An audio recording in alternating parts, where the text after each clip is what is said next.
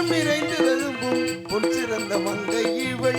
சுந்தரம் நிறைந்து ததும்பும் பொன் சிறந்த மங்கை இவள். இந்த ஊரே இங்கே அந்தரம் நேர்ந்து தேவ துதி முழங்கி வரும். அந்தரம் மிகுந்த தேவ தூமி முழங்கி வரும். அந்தரம் மிகுந்த தேவ துதி முழங்கி வரும். இந்திரன் வணங்கும் இந்திரன் வணங்கும் எங்கள் இந்திரன் வணங்கும் கந்தசாமிக்கே தகுந்த இந்திரன் வணங்கும் எங்கள் கந்தசாமிக்கே தகுந்த சுந்தரம் நிறைந்த ததும்பும் பொன் சிறந்த மங்கை இவள். இந்த ஊரே இங்கே ஏன் வந்தார் ஏன் வந்தார் ஏன் வந்தார்.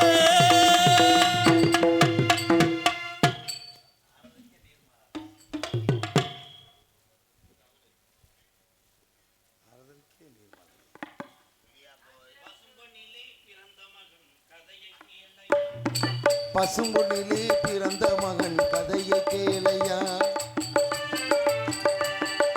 பசும்பொன்னிலே தங்க பசும்பொன்னிலே பிறந்த மகன் கதையை கேளையா. அவர் மனிதன் இல்லை பழனி மல்லி முருகன் தானையா.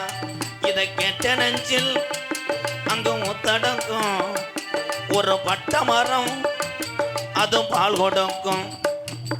பசும்பொன்னிலே பிறந்த மகன் கதையை கேளையா. அவர் மனிதன் இல்லை பழனி மலை முருகன் தானையா.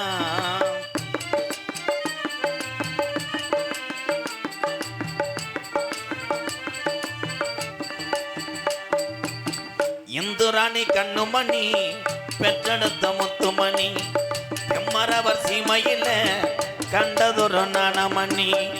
இந்திராணி கண்ணுமணி பெத்தெடுத்த முத்துமணி தென்மருவர் சீமையில கண்டதொரு ஞானமணி. தென்பாண்டி சீமை தேசத்துக்கு ராசா செந்தில் படி மேலன் உன் சிரசில் ரோசா. பசும்பொன்னிலே தங்க பசும்பொன்னிலே பிறந்த மகன் கதையை கேளையா. அவர் மனிதன் இல்லை பழனி மலை முருகன் தானையா.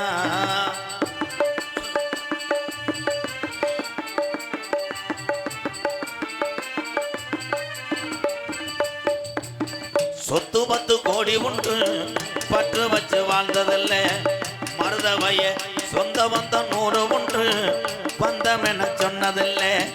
ஆன்மீக பேச்சு தேவருக்கு மூச்சு. ஆன்மீக பேச்சு தேவருக்கு மூச்சு. ஆன்மீக பேச்சு தேவருக்கு மூச்சு. தேவர் மறைவாளே நெஞ்சங்கள் புண்ணாச்சு. பசும்பொன்னிலே தங்க பசும்பொன்னிலே பிறந்த மகன் கதையை கேளையா. அவர் மனிதன் இல்லை பழனி மலை முருகன் தானையா. இதை கேட்ட நெஞ்சில் அங்கு முத்தடக்கும் ஒரு பட்ட மரம் அது பால் கொடுக்கும்.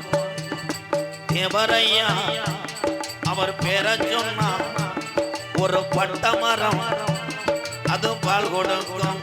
சின்ன மருது பெரிய மருது அவங்க பேரை சொன்னா ஒரு பட்ட மரம் அதுவும் பால் கொடுக்கும்.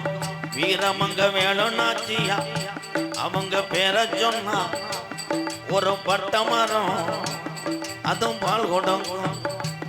ரொம்ப பட்ட மரம் அதுவும் பால் கொடுக்கும்.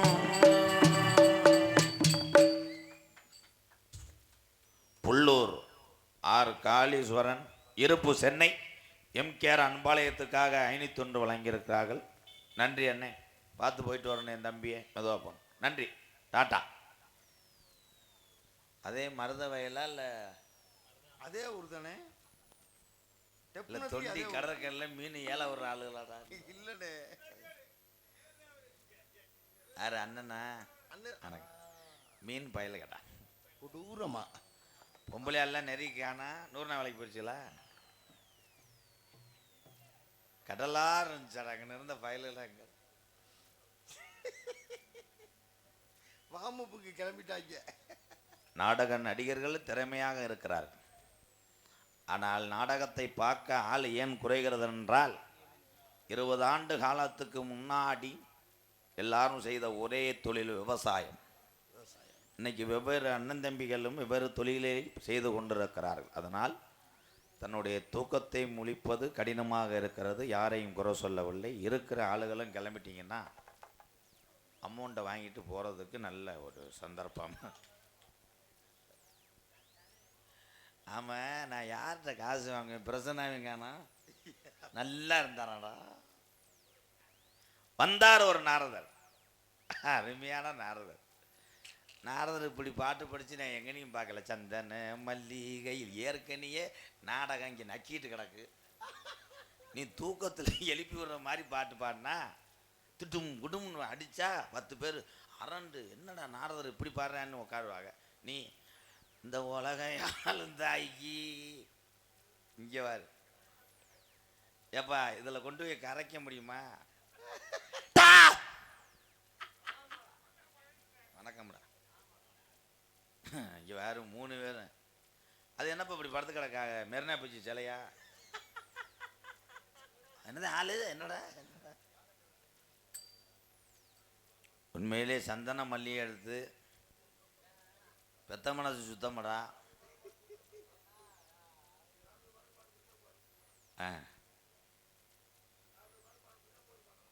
அருமையா பாரு. அருமையான பாட்டுக்காரர். என்னோட பெரியப்பா மயந்தேன். தன்னால் அந்த ஒட்டு மோசரை ஒட்டி வச்சுட்டே வர்றேன். வெம்பாவம் வயிறும் சிமுட்டு முடியும் வர வர ஒரே மாதிரி இருக்கு. நான் சந்திக்காத நாரதரே கிடையாது.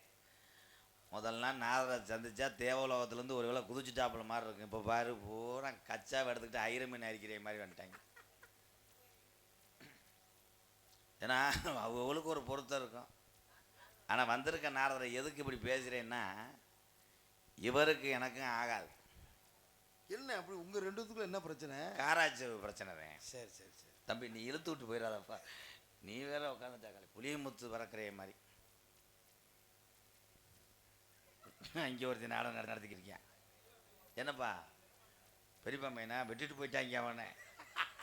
அவன் பஸ்ஸுக்கு தெரியாமல் உட்காந்துருக்கேன். இறுகி யாரை சொல்கிறோம்னே தெரியல அவருக்கு. என்னுடைய தாளக்காரு பாவம் கோச்சிட்டு போன ஆள் பஸ் ஸ்டாண்டுக்கு போக்கான்ருக்கான். கருவூரத்தில் போய் கருவ மரத்தில் உட்காந்துட்டு பஸ் வலைன்னு வந்தேன் பாரு. இப்போ கேளுங்களே, அப்போ எங்கே இப்போ போனீங்க கேளுங்க. ஏன் நண்பன் தான் இப்போ நிர்வகிக்க பாரு. சும்மா கேளுங்க. இங்கே வாங்க, உங்களை பார்க்கவே இல்லை. ஆமா கூப்பிட்றாரு அண்ணே. எங்கே ஆமா போனீங்க? டீ சாப்பிட போனீங்களா? உண்மையிலே என்னோட நண்பர் சாப்பிட போனீங்களா? இந்த டீ சாப்பிட போனாரா? இங்கே இருக்க சொல்கிறாப்புல. டிஆர் மகாலிங்கம் ஐயா வந்து வள்ளியம்மன் நாடகத்தில் ராசபாட்டு நடிக்கும் போது அவருக்கு தாளம் போட்ட தாள கலைஞர் தான் இந்த பார்த்திபன். வாழ்த்துக்கள். சாப்பிட்டீங்களா? நான் வரும்போது உங்களை காணா. சாப்பிடு. சரி சரி போய் உட்காரு. இப்போ புரியுதுங்களா ஐயா? அந்த வத்தியா அது எங்களுக்குள்ளப்பா வெகுலி ஒரு வயிற்றுக்காக. ஆனால் இந்த வயசுலே நாமளெல்லாம் இப்படி உழைப்போம் என்றால் அது கிடையாது. அவ்வளோதான். வயதாகி போய்விட்டாலே அவர்களுக்கு எல்லாமே மறந்துவிடும். குழந்தை தன்மையாக இருக்கும். எங்கள் அம்மா பார்த்த கிளவி இருக்குது. ஆமாம், 120 வயசுடா. அது திடீர்னு வரும். காலையில் வந்துடும் அன்பாளையத்துக்கு. வந்தவனே என்னையை கூப்பிட்டு கேட்க, ராதாவை காணா? நான் தான் ராதா. நீ மசுறு மட்டையோடு இருக்க, நீ இல்லைன்ட்டான். அப்புறம் எங்கள் அம்மாட்ட சொல்ல, ராதா என்னமோ ஆரப்பாளையம் நடத்தினாராம்ல, அன்பாளையத்துக்கு ஆரப்பாளையம். அதனால் வயதானாலே குழந்தை தன்மை தான். வாழ்த்துக்கள் சுனித். சிரிக்கிறார். அந்த நாரதர் அவருக்கு என்ன தெரியும்? கேள்வி கேட்டுட்டே நான் யாரையுமே கூப்பிடுவேன். படுப்பா பெரியப்பா. ராசபாட்டு வரல, வண்டி விட்டுட்டாப்புல, ஏற்றிட்டு வரலப்பா. படுப்பா. ராசபாட்டு வரல, இவர் வந்திருக்காரு, ஏமே வந்திருக்காரு. இன்னும் போகிற காலத்தில் நம்மெல்லாம் அங்கேயே நடித்து ஊருக்கு கேசட் அனுப்புறது நல்லது. ராசபாட்டா பெரியப்பா, ராசபாட்டு இனிமே தான் வருவார். முறிய இல்லையா? பழனிக்கு மாலை ஓட்டு நீ வச்சுக்கிட்டு அடுத்த வருஷம் இங்கே கட்டில் மறைச்சி போடணும் பாய். கட்டில் போட்டு டான்ஸ் பிள்ளைய உன்னை கால் அமைக்க விட சொல்கிறேன், உணர்ச்சியா படத்தை கலந்துருப்போம். கானகத்தில் பாட்டு பாடுஞ்சார். எப்போ அந்த சுக்கு காப்பி ஏய் மொத்தம் எத்த தட்டி வார்த்தடா கண்டாலிமனே பெரிய பாடா ஐயா சுக்கு காப்பி கரம்பைய கலந்துடணும். ஒரு வாளி தானப்பா கொண்டு வந்த இன்னும் வித்துக்கிட்டு இருக்கேன்னா தண்ணியை கலந்துட்டேன். ஹலோ ஹலோ வாங்க மச்சான். வாங்க மச்சான், 2 பேரும் ஒரே வீட்டில் பொண்ணு எடுத்துருக்கான் மச்சான். நாரதன் மச்சான். வாங்க மச்சான், பப்புனு மச்சான். இல்லை என்ன தெரியும்னு நீ இப்படி பூஜிட்டு வர்றியா என்ன? என்ன தெரியும்னு தான் நீ வந்து இங்கே முன்னாடி நிற்கிறியா? ஓ வேலை தான் என்கிட்ட பேசுகிற அளவுக்கு என்கிட்ட ஏற்கனவே நாரதர் ஓட்ட ஆளுதே என்கிட்ட பேசி தாளமாக்கியிருக்கேன். சரி, உன்னோட பேசுகிற ஆளெல்லாம் நீ சரியா பண்ணியிருக்க அப்படின்னு எனக்கு மையன் சித்தப்பு மையன்னா உள்ள இது நாடகம். சரி, அது இப்போத்தே அன்னை முழிச்சிருக்கு நாடகம். இவ்வளவு நேரம் நம்ம 2 பேரும் ஜாலியாக கிடைக்கணும். இதுவரை நீ பேசின ஆள் வேறையா இருக்கலாம், நீ சந்திச்ச ஆள் வேறையா இருக்கலாம். இப்போ என்கிட்ட சந்திச்சு பேசி என்ன நீ கொண்டு போற, என்ன ஜெயிக்க போறேன்னு பாரு. உன்னால முடிஞ்சா பாரு, இல்லை என்னால் முடிஞ்சா பார்க்குறேன். போட்டியை உள்ள வைப்போம். அப்போ சீரியஸாகவே பேசுறியா செந்தில்? உண்மையிலே பேசி செந்தில் கேட்கிற அளவுக்கு ஆகி போச்சுன்னா கதை. செந்தில் என்பவன் யார்? நீ குலக்கடவுள் முருகன். முருகனுக்கு இன்னொரு பேர் இருக்கு, செந்தில் வடிவேலன் என்று சொன்னேன். சரி, அதுக்கு ஏன் இன்னே கேட்ட? உங்க பேர் என்ன? நாரத மகாமுனிவன். அப்ப செந்தில் சொல்லும் போது என்ன மயத்துக்கு அந்த அவன் சிரிச்சான் பெட்டிக்க? அவன் சிரிக்கிறதுக்கு நீ அவனை போயிட்டு. சரி அவனை போய்கிட்டு என்ன வார்த்தை சொல்ற? ஒரு நாரதர் மாதிரி பேசு. வெத்தலை ஓடுற ராசவாட்டுக்கு இணையா பாடுறது மாதிரி முண்டை, அறத்தொண்டை முண்டை. நீ என்ன டேலை வெத்தலை ஓடக்கூடாதா, அது கம்முடா. டேய் நீ என்கிட்ட பேசுறா, அவனுக்கிட்ட எதுக்குடா பேசுற? யார்கிட்ட பேசுனே எதுவுமே தெரியாம வந்து நின்றுகிட்டு இருக்க. என்ன தெரியும்? என்ன தெரியுமா? என்னையெல்லாம் தெரியாது. என்னதான் இவ்வளவு பெரிய நாரதன் சொல்றீங்களே, 1 கிலோ ரேசரிசி எவ்வளோ? அக்கா மக்க முடிஞ்சு கை தட்டலாம். ரேசரிசியை வச்சு உன்னை காலி பண்ணிட்டேன். 1 கிலோ ரேசரிசி எவ்வளவுன்னு கேட்கிறானே, அதான் சும்மா கொடுத்து வாங்கி தின்னுட்டு தெரியல. அது எவ்வளவு நீ எடுக்கிட்டு இருக்கியாடா? நான் சொல்றது அறிவிருந்து கேட்கறியா, புத்தி இருந்து கேட்கறியா? நீ புத்தியோட தமிழ்நாட்டில் இருக்கியா, ஹாங்காங்ல இருக்கியா? ஏண்டா காசு கொடுத்து எந்த இருக்க? எந்த அரிசி வாங்கின காசு கொடுத்து? ஒரே ஒரு விஷயம் சொல்லு. எது கோவப்படுறேன்? அப்புறம் என்ன ரேசரிசி எதுல ஓடுறா? ஓசியா?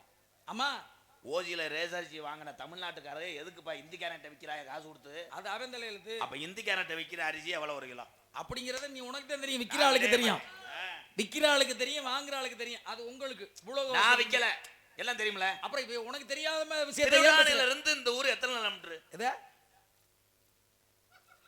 கேட்கிறா மாதிரி கேள்வி. திருவாடனையில இருந்து இந்த ஊர் எத்தனை கிலோமீட்டர் கேட்கிறேன். சரி வேணாம், தெரியாம கேட்டுவிட்டேன். இந்த ஊர்ல இருந்து திருவிடான எத்தனை? எல்லாம் 2 ஒண்ணுதான்.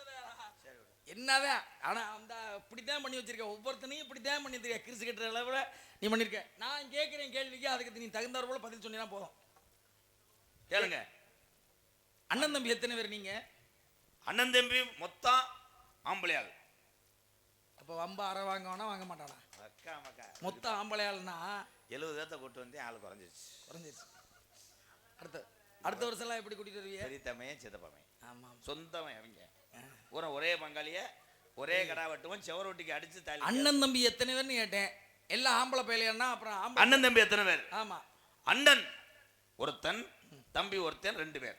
சரி, நீங்க தாங்கள் எப்படி கேட்க வேண்டும் என்றால், உம்முடன் கூட பிறந்த அண்ணன் தம்பிகள் எத்தனை பேர் என்று கேட்டால் நான் 7 பேர் என்று பதில் சொல்லியிருப்பேன்.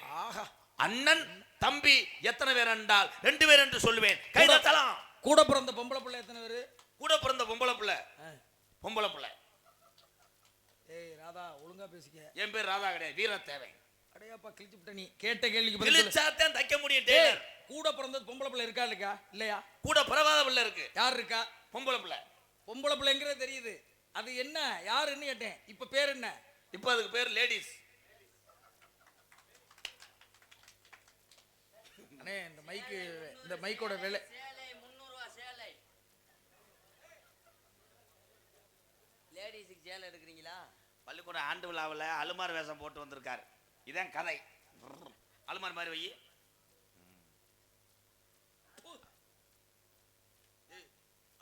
சிங்கத்தை கேளுங்க. ஏன் தம்பி அவனை பார்த்தாவே எனக்கு கோவம் வருதும் போச்சு. ஐயா நான் கூட லூசு.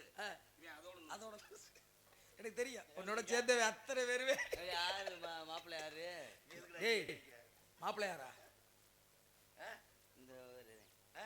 மாப்பிள்ளை யாருன்னு டேய் இவர் தான் வந்து கரசக்காட்டுல சட்டி உலகிறவர். ஆமா ராய்ட் வச்சிருக்காரு, பவர் டில்லர் ஒன்று. நீங்க புறகிட்டு பின்னாடியே வந்திய சாமிடா அப்படி சொல்றா. சாமி நான் கூட தாலி கட்ட போற மாப்பிள்ளை மாதிரி மாலையில போட்டு டேய் நீ அவன் அரை வாங்கல, நீ அரை வாங்கிட்டு போயிருவ.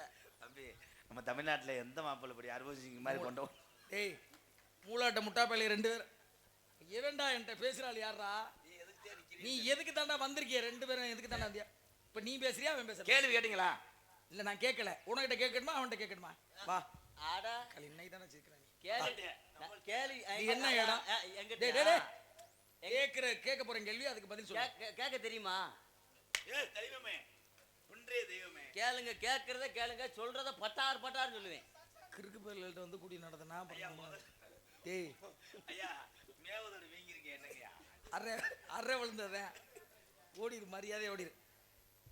இந்த பூமியிலே வாழக்கூடிய ஜீவன்கள் 6 அறிவோட வாழ. ஒரு ஜீவன் தான். போதும் 20 ரூபா சேர்த்தாரேன் போ. இப்படி எல்லாம் டேய் பாட்டு தானே கட்டேன். ஒரு ஜீவன் தான். இந்த பூமியில வாழக்கூடிய ஜீவன்கள் எல்லாமே பூமியிலே வாழக்கூடிய ஜீவன் 6 அறிவு படைச்சு. 6 அறிவு மனிதனுக்கு, 7ஆம் அறிவு இறைவனுக்கு, 5 அறிவு விலங்குகளுக்கு, இறைவன் 4 அறிவு பறவைகளுக்கு, 3 அறிவு டேஸ் டேஸ் டேஸ் புலப்பூச்சிகள். வாங்க எத்தனைங்க? ஒரு அறிவு படைத்தது என்ன? ஒரு அறிவு படைத்த உயிரினம் சொல்லுங்க. உலகத்திலேயே எத்தனையோ பிறவிகள் உண்டு. தம்பி தம்பி தம்பி குறும்பி எடுத்துக்கிட்டாரு இவன். அவர் என்னடா கேட்டாரு? ஓர் அறிவு உள்ள உயிர்னா அதை மட்டும் சொல்லுங்க. மண்புழு. நீ எதுக்கு ஒரு அறிவு படைச்சல? மண்புழு இல்லைன்னு சொல்ல வந்தேன். அதுக்குள்ள சரி சரி அவசரப்படுங்க, பிறங்கிட்ட சட்டாருன்னு அப்புறம் இதுவும் இப்படி. சாமிடா. சரி சரி சாமி. சாமியா சொல்லுங்க. என்ன கேட்டீங்க? ஏலே கேளுங்க. ஒரு அறிவு படைத்த உயிரினா இந்த இதெல்லாம் 1ஆவதுலயே படிச்சிட்டேன். வேற கேள்வி. டேய் டேய் அதுக்கு பதில சொல்லு நீ. தெரியாது. 2வது அறிவு படைத்த உயிரினம். இதெல்லாம் நான் 2ஆவது படிச்சிட்டேன். என்ன பள்ளிக்கூடத்திலே 3 அறிவு படைத்த உயிரினம். 3ஆவதுலயே படிச்சிட்டேன். இதெல்லாம் நக்கலா தெரியுது எனக்கு. 4வது அறிவு படைத்த உயிரினம். அதெல்லாம் மும்புட்டுக்கான அறிக்கையில படிச்சிட்டேன். வேற கேளுங்க. 5வது அறிவு படைத்த உயிரினம். அப்பதான் 17 வயசுல அதைத்தான் படிச்சேன். 6வது அறிவு படைத்த உயிரினம். அதே யாரு? நான் தான். யாரு? மனிதர்கள். 6வது. அந்த ஒரு விஷயத்தை மட்டும் தான் சொல்லுவேன். மிச்ச கீழே இருக்கிறது ஃபுல்லாவே தெரியாது முழுவதுமே. தெரியுமுங்க. சொல்லிக்கிட்டு தானே இருக்கோம். தெரியாத கேளுங்க. சரி இது இப்ப நடக்கிற மாசம் என்ன மாசம்? பொண்டாட்டிக்கு நல்ல மாசம். டேய் வளகாப்பு நேரத்தையும் போட்டோம். மாதம் இந்த மாசம் ஆனி மாசம்ங்க. என்ன மாசம்? ஆனி. அடுத்த மாதம் ஆடி. ஆடி தானே? ஆமாங்க. ஆடிக்கு முத்துமாரியம்மனுக்கு சம்மதம் இருக்கு. என்ன சம்மதம் இருக்கு? தம்பிச்சு பேசாம பாரு. நீ வந்து பேசுறியா? அண்ணே உனக்கு வந்து வரங்க வாடா. ஆடிக்கும் முத்துமாரிக்கும் சம்பந்தம் உண்டு. ஆடிக்கு மந்தையம்மனுக்கும் சம்பந்தம் உண்டு. ஆடிக்கு புது மாப்பிள்ளைக்கும் புது பொண்ணுக்கும் சம்பந்தம் உண்டு. ஆடி பட்டம் தேடி வயக்காட்டு கூட சம்பந்தம் இருக்கு. என்னென்னமோ பேசுறாங்க பாரு. ஆடியிலே அதிகமாக திருவிழா முத்துமாரியம்மனுக்கு கூழு ஊத்துவார்கள். ஏன் கூழு ஊத்துகிறார்கள் என்றால் இப்ப வேற ஏதாவது ஊத்தி இருக்கலாம், ரேட் அதிகம். சுண்டக்கடலையில இருந்து பொங்கச்சோறுல வந்து இருப்பா.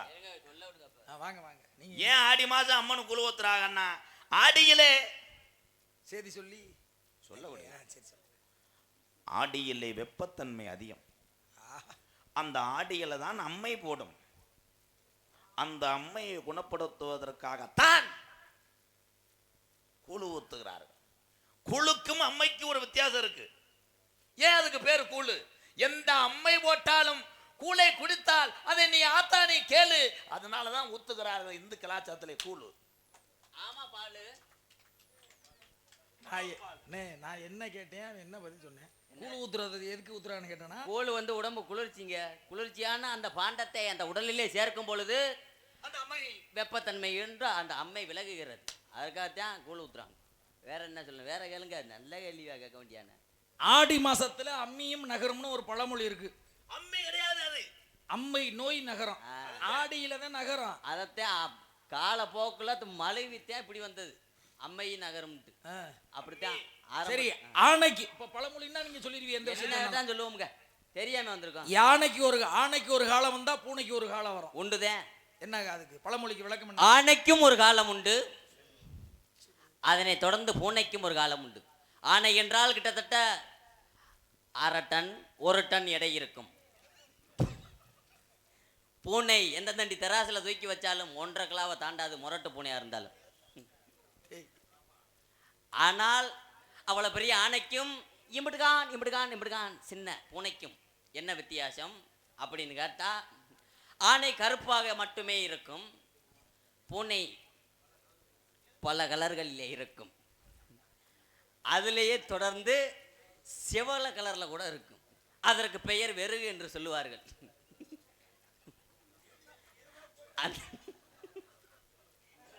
அந்த வெறுகு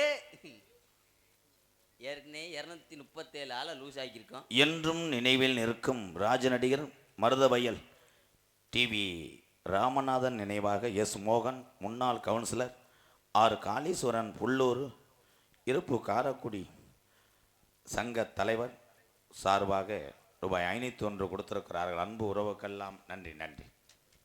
ஏலே, அவர் என்ன கேட்டாரு? அது என்னமோ ஆனை பூனைன்னு இருந்தாரு. தம்பி போயிரு தம்பி, உடனே ஒரே அறைய அரைஞ்சு போடா. ஆனைக்கு ஒரு காலம் வந்தால் பூனைக்கு ஒரு காலம் வரும்னு பழமொழி கிராமத்தில் பேசுறது. அப்போ நீ படுப்பா பெரியப்பா, இங்கே யானை கால் பூனை காலை கேட்டு சண்டை வந்துருச்சு, நீ எந்திரிச்சு பகுமான மயிர் வேறு உனக்கு. சும்மா படுப்பு சித்தப்பு பெரியப்பாவா முறகட்டவை. ஆனை பூனை ரெண்டுக்கும் என்ன வித்தியாசம்? ஆனைக்கும் ஒரு காலம் வரும், பூனைக்கும் ஒரு காலம் வரும். காலம் கிடையாது. தாயினுடைய கருவறையிலிருந்து வெளியே வரும்போது ஆனைக்கும் வெளியே கால் வரும், பூனைக்கும் கால் வரும். அதைத்தான் இந்த பாமர மக்கள் தெரியாமல் ஆனைக்கு ஒரு காலம் வரும், பூனைக்கு ஒரு காலம் வரும்.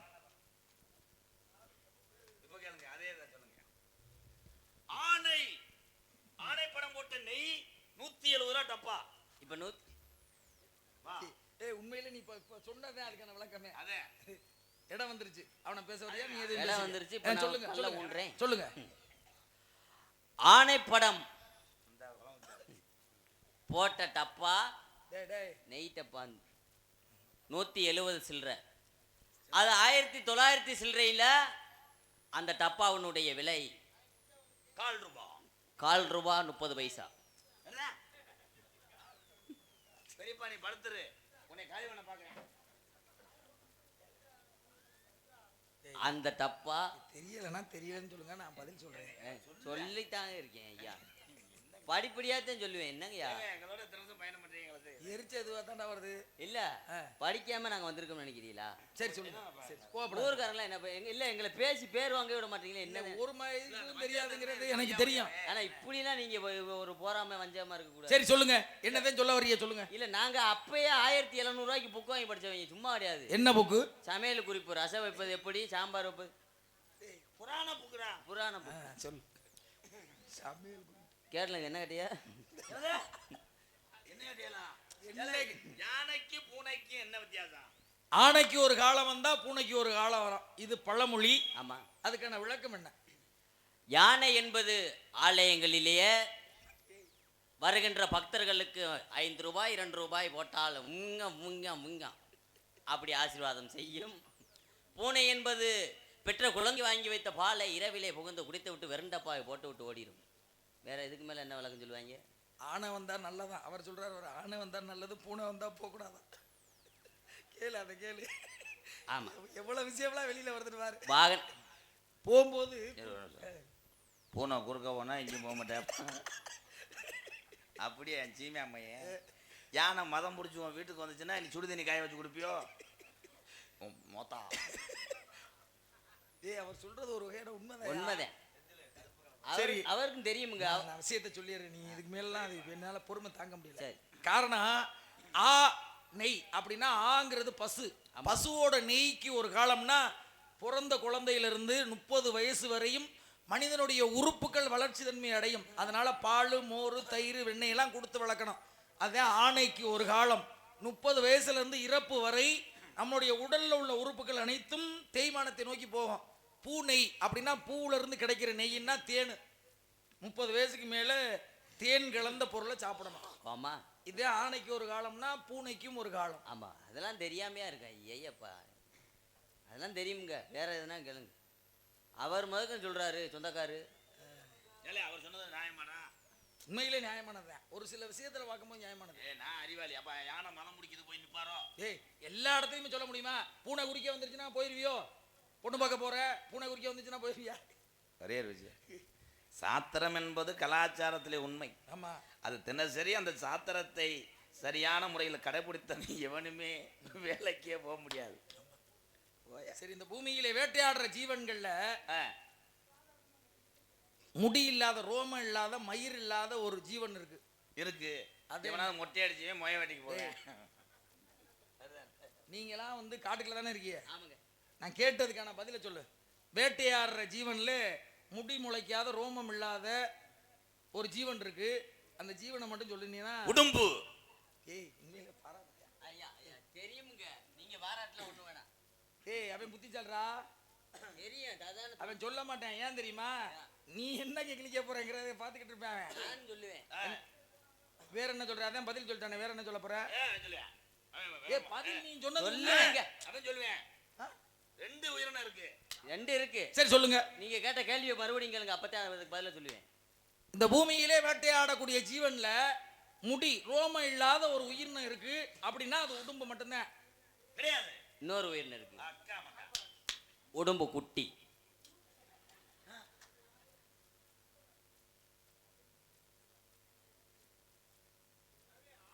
மரியாதையா போய் ஆடியில ஏன் கல்யாணம் பண்ண முடியாதுன்னா நல்ல கோஷ்டி இன்னமே பண்ண போறியாப்பா? இரு, ஒரு கிறிசு கட்டவன் எதையாவது இழுத்து விட்டு போயிருவேன். கேட்கறது நல்ல பதிலா சொல்லு. ஆடியிலே ஏன் கல்யாணம் பண்ணக்கூடாது என்றால் ஐயர் பண்ணுவார். ஏன்னா அந்த மாசம் ஐயருக்கு வேலை இருக்காது. அதனால் ஐயர்கள் அந்த மாசத்திலே திருமணம் வைப்பார்கள். நமக்கு ஏன் ஆடியிலே கல்யாணம் வைப்பதில்லை என்றால் ஆடியிலே அனைத்து கிராமத்திலேயும் கோயில் திருவிழாக்கு இருக்கும். ஆடியிலே ஏன் வைக்க மாட்டார்கள் என்றால் இங்கே ஒரு தம்பதிக்கு கல்யாணம் வைத்து விட்டால் மறுவீடு வர்றவங்க இங்கே வந்துடுவாங்க. அப்போ 2 பேரும் புழக்கத்துக்கான இடங்கள். சொன்ன விஷயம் சரிதான். ஆடியிலே கல்யாணம் வச்சா ஆட்டி படப்பாண்ட இரு சொல்ல விடுப்பா. இருப்பு ஆடியில பிறந்தா ஆட்டி வச்சிருப்பேன், சித்திரையில பிள்ளை பிறந்தா சீரல் வச்சிருப்பேன். இருக்கு போ இருங்க போ. அவங்க சொன்னதான் சரியான பதில். இல்ல 2மே பெறக்கூடாதுல்ல. ஆமா, ஆடியில இல்ல. என்னன்னா ஒரு விஷயத்தை சொல்றேன். ஆடியில திருமணம் பண்ணா, ஆடியில இல்லறத்துல கூடுவோம்னா 10வது மாசம் சித்திரை மாசம் குழந்தை பிறந்தா அந்த குழந்தை சீரழிப்பதை அவன் உடம்புக்கு வெப்பநிலை, அந்த நேரத்தில் வெப்பநிலையா இருக்கும். பூமியே அவன் உடல் முழுவதுமே சீக்குத்தன்மை வரும். அப்படின்னா சித்திரை பிறந்தாங்க அப்படின்னு நீங்க யாரும் சண்டைக்கு வந்துடக்கூடாது. ராமர் பிறந்ததே சித்திரை மாதம். ஆமா, புரியுதுங்களா? அதனால வனவாசம் போய் படாத கஷ்டம்லாம் பட்டு திருந்துவான். அப்படி இடத்துக்கு வரணும் அப்படிங்கிற காரணம்.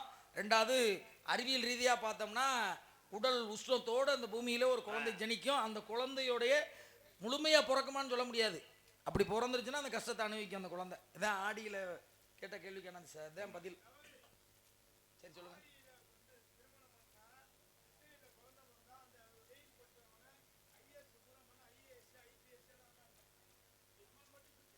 வெயில் பட்டுச்சுன்னா ஐபிஎஸ் ஆயிடுவாரா? அப்ப தினசரி ஒரு பிள்ளைய வெயில் நிப்பாட்டி வச்சோம்னா ஐபிஎஸ் ஆயிடுவாரோ? இப்பதான் நீ சரி சபாசுன்ற நேர வரை நல்லா தானே வெயில் நிப்பாட்டினா ஒரு பிள்ளை ஐயா. எந்த மாசம் வேணாலும் திருமணம் பண்ணுங்க. எந்த மாசம் திருமணம் பண்றது பெரிதல்ல. இருந்துச்சுன்னா ஒரே விஷயம், எங்க அண்ணன் சொன்னது மாதிரி சித்திரையிலே பிறந்தவர்கள் இன்னைக்கு நாட்டிலே ஐஏஎஸ் அதிகாரியாக உண்மையெல்லாம் இருக்கிறார்கள். உண்மைதான் சாமி. அவனுக்கு நல்ல நேரம் இருக்கணும். ஒரே ஒரு விஷயம், தவறே சொல்லல. ஐயா சிரமத்துக்கு உட்படுவாங்கங்கிறது ஐதீகம். ஏபிஜே அப்துல் கலாம் ஐயா பிறந்தது ராமேஸ்வரம் பேய்க்கிரமில் பிறந்தார். எத்தனையோ அப்துல் கலாம் ஐயா மாதிரி படித்தவர்கள் யாருமே சாதிக்க முடியாததை கடற்கோடி கடற்கரை ஒட்டி இருந்த ஒரு தமிழன் சாதிச்சாரே. அதுக்கு நல்ல நேரம் முக்கியம் கிடையாது. ஒரே ஒரு விஷயம், நான் கள்ளிச்சேரி மந்தையிலே 7 வீடு எங்கள் வீடு, என்னை எடுத்துக்கோங்க, 7 வீடு. இதுவரைக்கும் ஒரு தார்ச்சாலை கூட கிடையாது எங்கள் ஊரில். இந்த கள்ளிச்சேரின்னு சொன்னால் இந்திய மேப்பிலேயே அந்த இடமே கிடையாது. இன்னைக்கு அகில உலகத்துக்கு கள்ளிச்சேரி என்ற ஊரை உலக நாட்டுக்கு கொண்டு உங்கள் மத்தியில் நிற்கிற கோமாளி எம்கேஆர் இல்லையா? நல்ல நேரம் இருந்தால் எல்லாம் சாதிக்கலாம். உண்மைதான் அண்ணே, சரிதான் அண்ணே. ஆமா, சேத்திலே செந்தாமரை, எங்க அண்ணன் சொல்றது அதே. செந்தாமரை முளைக்கும், அண்ணனை காப்பாத்து. குப்பையில தான் கிடக்கும் குண்டுமணி. ஆனா அதோடைய வெளிப்புத்தன்மை வெளியில வரணும்னா தோண்டி எடுத்தோம்னா அதோடைய வெளிப்புத்தன்மை வெளியில வரும். சில குழந்தைய எப்படியாவது தங்கிருது, சித்திரை மாசம் பிறந்துருது, அதுக்காக தாய் தகப்பன் தன்னுடைய பிள்ளையை கொள்வதில்லையே. எப்படி கொள்ள என்ன வந்தாலும் தாங்கி கொண்டு நல்ல நேரம் இருந்தால் செய்த குழந்தைகள் எல்லாம் இருக்கிறது. அவ்வளவு நல்ல விஷயம், சிறப்பா இருக்கு சாமி. 2 பேரையும் சந்தித்து உங்களை சந்தித்தது மற்ற மகிழ்ச்சி. உள்ளே ஆளோல சோனு ஒரு சப்தம். ஆமா ஆமாவா? ஆமா, என் தங்கை வள்ளி. இல்லைங்க, 2 இன்னொன்னு எங்க ட்ரம். அதுதாங்க. அதை அழைத்து வாருங்கள். அந்த பெண்மகளை நான் ஆசீர்வாதம் தருகிறேன். என்னது ஆசவாசமா?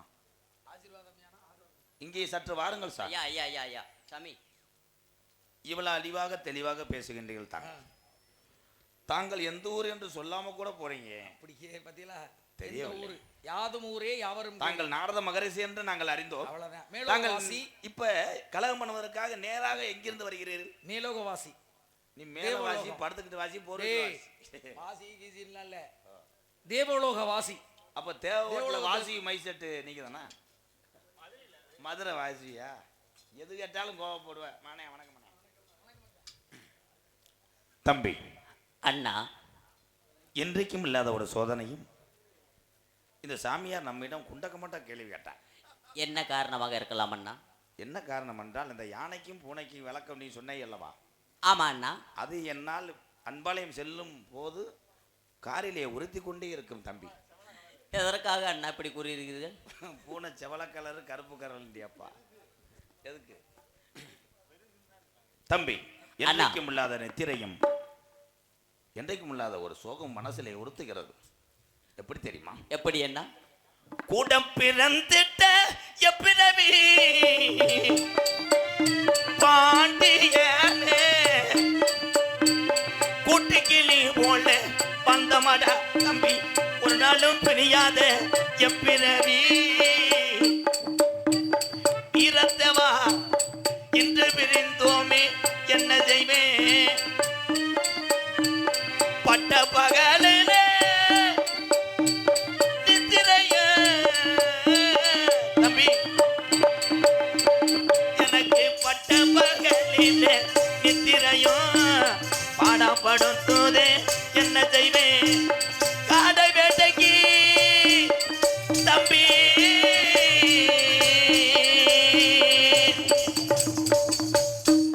தம்பி காடை வேட்டைக்கு சென்றிட்டாலும் கை கோட்டு செல்வோமடா அண்ணன் தம்பி. பச்சி வேட்டைக்கு தம்பி,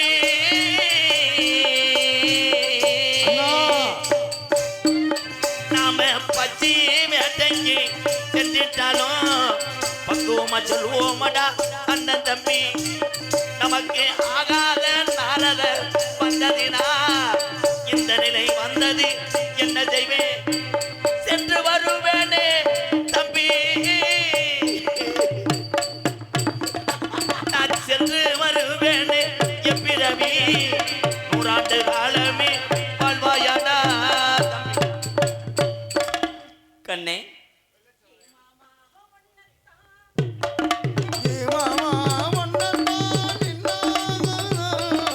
எப்பத்தான் கண்ணாலும் சொன்னானா, ஒரு தேக்கில செஞ்சது போல அம்மாடி, ஓ மாறில சாஞ்சது போல ஒரு எண்ணம் மாத்தாடி.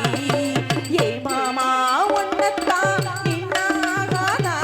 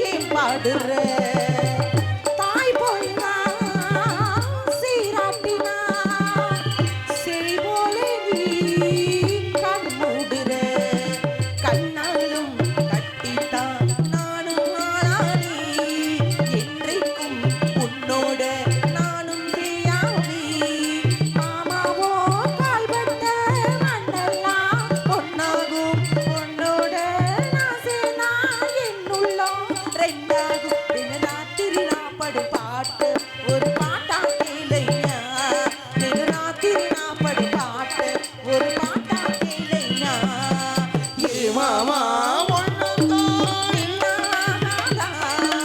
எப்பத்தா கண்ணாலோ ஒரு தெக்குல செஞ்சது போல ஓனேடும் நம்மாடி ஓ மாறில சாய்ச்சது போல ஒரு எண்ணம் மாத்தாடி எதற்காக அழைத்தீர்கள் ஐயோ கையில் என்னமோ தட்டுப்பட்டுச்சு கண்ணே அன்பே நம்ம இடத்துக்கு ஆஹா மிகப்பெரிய ஒரு நபர் வந்திருக்கிறார். யார் அவர் சுவாமியார். அதற்கு முன்னாடி என் தங்கச்சியும் கூப்பிட்டு வாடா செல்லம் அனைவரும் சேர்ந்து சந்திப்போமாக. கண்ணுக்குள் 100 நிலவா இது ஒரு ஆர்வமா இருக்கான பெட்டிக்காரன் வாடா.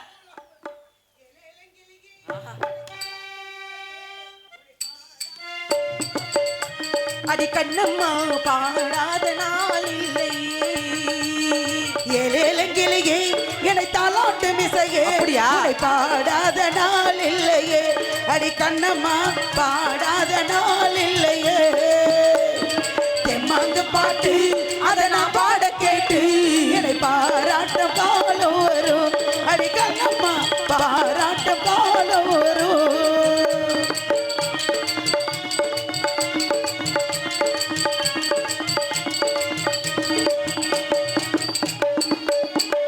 சோலை கோயில் தேடி என்னை பார்க்க வந்து விடும் ஒரு பாடல் அள்ளி தரும் ஆடி வெள்ளம் ஓடி வந்து ராகம் சொல்லி தரும் எந்த தாகம் தீர்த்து விடும்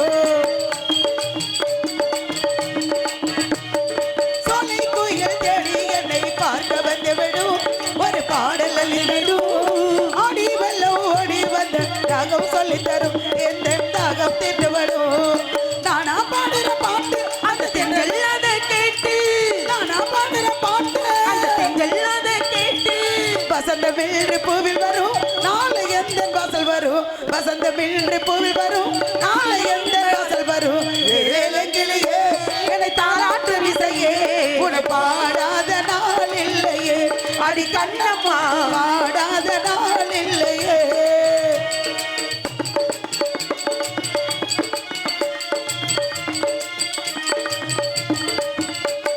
சோகம் எல்லாம் போகும் ஒரு செய்தி சொல்லட்டுமா நல்ல செய்தி சொல்லட்டுமா அன்பில் இந்த மண்ணை வெல்லும் வித்தை சொல்லட்டுமா வெற்றி முத்தை அலட்டுமா